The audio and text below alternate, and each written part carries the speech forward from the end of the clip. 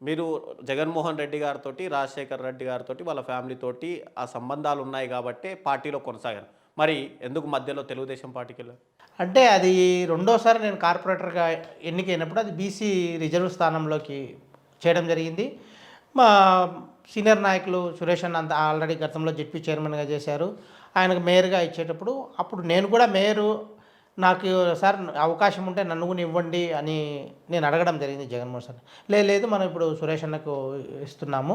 అన్న అన్న బాగా చేస్తారు. మీరు ఆయన హ్యాండ్ ఓవర్‌లో నడవండి అని చెప్పాం.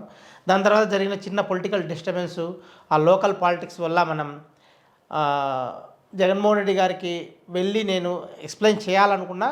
బట్ ఆ చిన్న కాంట్రోవర్షియల్ మధ్యలో నేను టీడీపీకి వెళ్ళడం జరిగింది.